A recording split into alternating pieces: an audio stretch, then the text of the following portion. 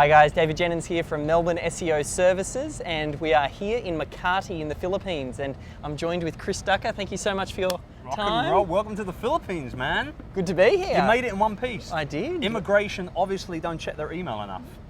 Did you tell them? I warned them all about you. Do not let this man in.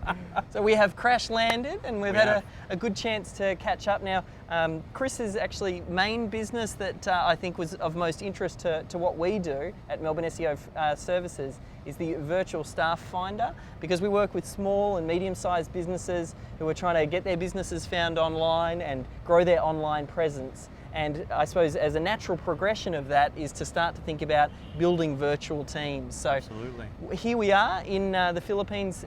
We're here leading by example. We're running the SEO Method 3 workshop.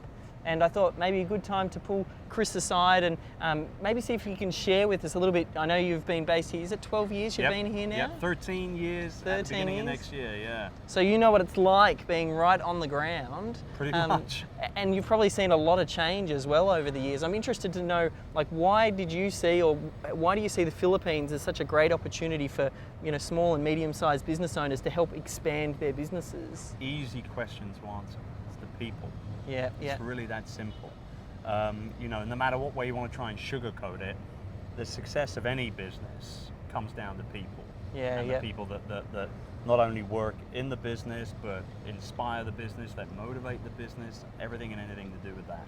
I mean, I think a lot of people get it mixed up the wrong way around. A lot of small business owners, they tend to focus on trying to just chase down new business, new clients all the time, and then they look after their existing clients, and then they worry about their employees. I like to flip the switch a little bit, and I think that if you focus on getting, the best physical talent to work for you, you can only expect good things. And Filipino people are not only are they very talented people, but they are, just in terms of culturally, they are extremely God-fearing, they're very hard-working, they appreciate everything that their bosses do for them. And above and beyond everything else, they speak phenomenal English. I mean, English is not their first language, yet you could listen to some Filipinos speak English and you could think that they're maybe from, California, or, they have that Americanized English twang to their voice.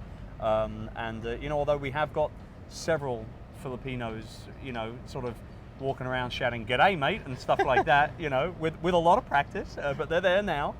Just the people. It's just a great hotspot. There's a hotbed of talent here. There's tons of great people that can help any small business owner grow their business. Everything from, social media to video editing, you name it. Everything and anything can come out of this country. It's a great, great place to find great people. I think a lot of people, when they're first starting out, it's a little bit of a jump. They feel like they're having a hard enough time growing their business locally and having people that they can see. Right. It's quite a jump for them to say, now I'm going to think about building a team virtually. And for some reason, I think that stops a lot of people. I don't know if there's any suggestions or any insight that you can give to someone as to how to either start to make that transition or to make that step, or if you've seen companies do it, what's sort of been the impetus for them to go, all right, I'm going to make the jump? I think the big thing is that people who I've worked with in terms of clients, both from, providing them with good VAs, right the way down to just consulting with them on their virtual kind of outsourcing, systems and things like that.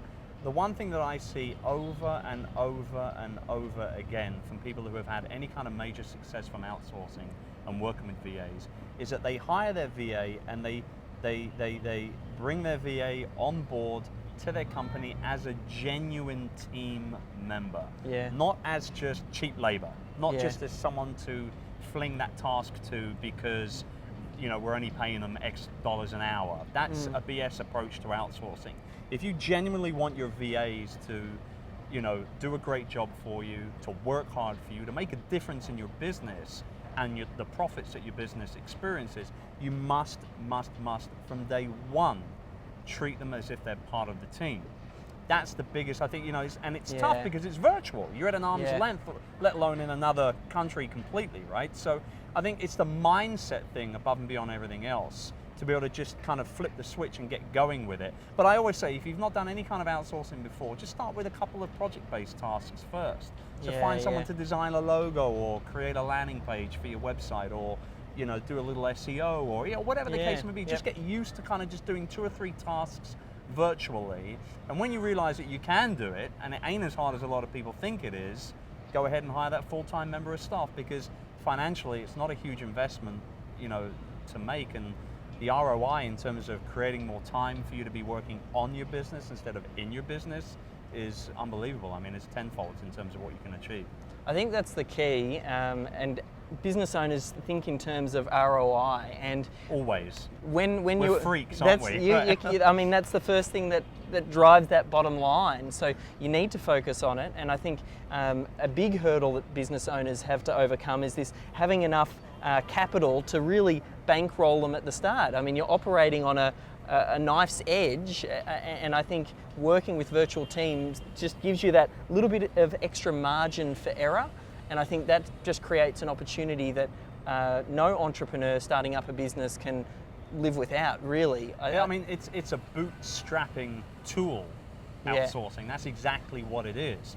And as entrepreneurs, as business owners, we're freaks of nature. We believe, and we talked a little bit about this on the podcast, that whole kind of superhero syndrome where we think we're better than everyone, we can do everything better than everyone, and we can take on the universe.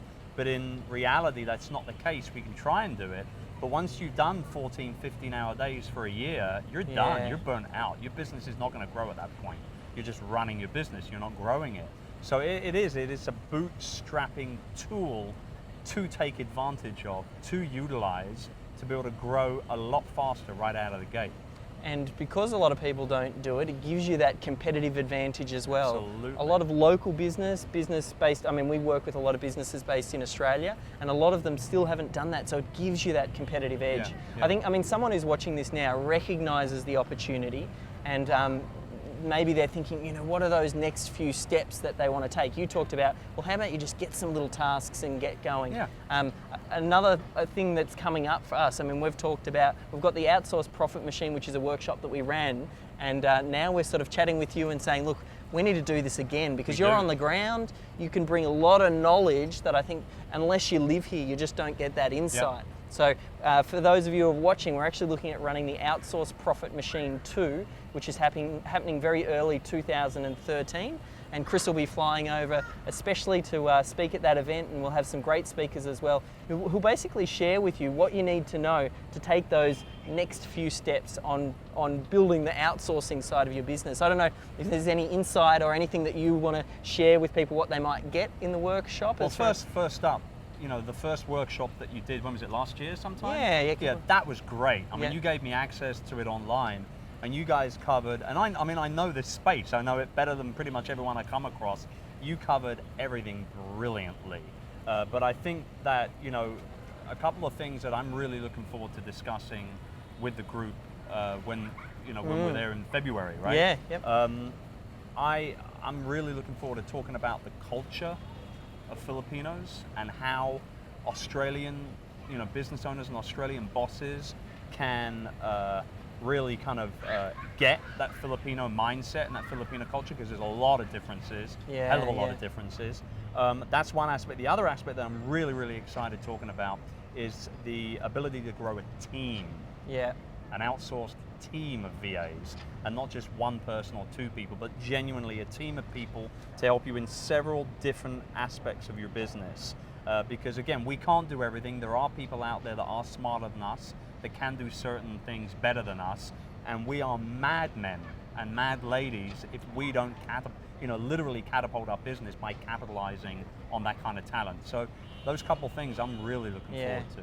So if you want to learn these secrets on how you can grow your business using outsourced talent, you need to attend the Outsource Profit Machine 2. You'll find out details about it. It'll be somewhere close to this video, but thank you very much for your time, Chris. More than welcome. Look forward to seeing all my Australian brothers and sisters in Melbourne. See you guys.